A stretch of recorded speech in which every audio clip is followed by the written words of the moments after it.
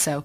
But let's turn first to Wuhan, the city in China that first recorded cases of COVID-19. It's gone midnight there, 8 minutes past. So that means it's the 8th of April, the date on which the authorities are lifting some of the restrictions on movement, which were put in place to limit the spread of the disease. You'll remember the lockdowns there since January 23rd. And there is a newsflash on the AFP. News agency at the moment, and the line is crowds flock to Wuhan trains as outbound travel ban ends. Well, let us speak with our China media analyst, Kerry Allen. Great to have you back with us, Kerry. Now, you have been somebody that has monitored this so closely since the beginning of the year.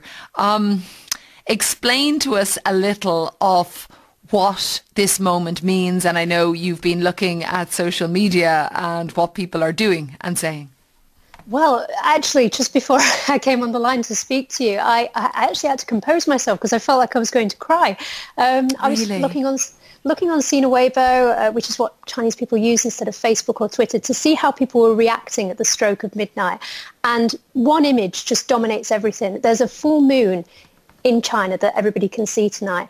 And what people are doing, not just in Wuhan, but all over China, is they're going out of their window and they're posting a picture of the moon to show that they're all together again. And just this is such a beautiful act that I literally had to go and make a cup of tea and kind of compose myself.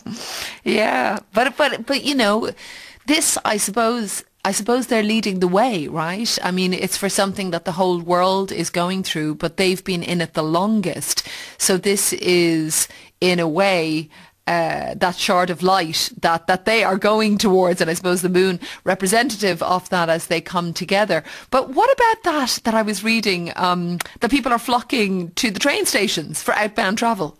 Yeah, this was one of the things I was seeing this morning. I mean, UK time, that the high-speed trains were going to be running again, because this was when lockdown started. One of the first things that happened, outbound trains were just completely banned. And I remember seeing back in January, there was footage of people arriving at train stations and they had no idea that they couldn't leave the city. So they were just turned away. They had to go back, and they were talking to journalists on the street and saying they had no idea what they were going to do. I mean, some of these people were on holiday, so they didn't live in Wuhan, and they were basically stuck in the city. So yeah, this was one of the key moments, really, that people could travel out again, but also other people could travel in. So yeah, that's partly the reason. I mean, one of the things that I've seen today is People's Daily has shown these high-speed rails from a kind of bird's eye view, presumably using a drone, and showing how long these trains are. So it has been a big image today that you can leave and you can come back in again. And sometimes I think, as well as humans, to be able to leave is as important as actually getting on that train. You know, it's about that issue of freedom. I want to introduce you, Kerry, to a man I have been speaking to a number of times over the past couple of months. He lives in Wuhan. His name is Isaac, an American teacher. Hi, Isaac. The day has come. How are you feeling? Hi, I'm feeling good. I'm feeling good. I hope everything is gonna clear up finally, and I'll be able to go outside and finally have some freedom. So it's a good feeling. So do you have plans for tomorrow morning? You're not going out tonight, right? No. But I'm glad that she mentioned the moon, because I noticed it earlier today, and it was absolutely beautiful. I was walking around sort of my campus, and it was amazing, really beautiful. But tomorrow, I think I'm going to walk out of my campus finally. I'm going to walk around and see what's open, what I can access. So it'll be a good thing after 77 days of quarantine. But who's counting, right? That's a bad Who's joke. counting? But tell me, I remember speaking to you before, Isaac, that what you wanted to do was go out to a coffee shop, get your coffee of choice, and, you know, look at your phone and just get back to normal life. Do you think that's on the agenda for tomorrow? Well, I'm going to try. I'm going to try to make it happen. We'll see. Right now, there's kind of a question about foreigners. A lot of the shops are, they require a green code to get into certain shops. And so I'm not sure if I'll be able to get in, but I'm really hoping.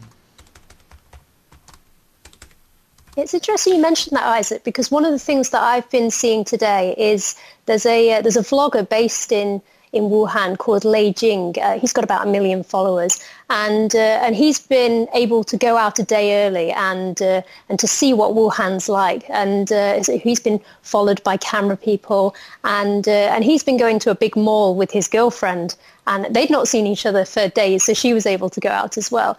And they were going to, for example, a computer store, and every store they were going into, they were having their temperature checked. But also there was hand sanitizer everywhere, so people were getting used to, well, they were getting an idea of what a new normal might look like. So being able to pick up hand sanitizer when you go to stores now. But also, yeah, this idea of having your temperature checked everywhere you go just as a precaution.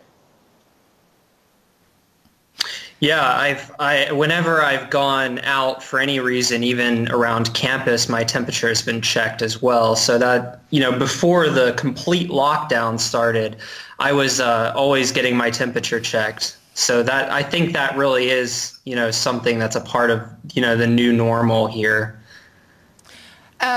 Thank you for that, Isaac, and I hope you have a great day tomorrow and the coming days. You talked us through, I thought of you many times actually, as we went into lockdown. You told me the first 2 weeks are the hardest, and you were right. But we're kind of past that now, and you do adjust, which is interesting too, I think. But going back to you, Kerry, I mean, it's not going to be everything lifted. It's not full freedom. There are going to be some restrictions in place, I suppose, until they figure out exactly where or what this virus might be doing.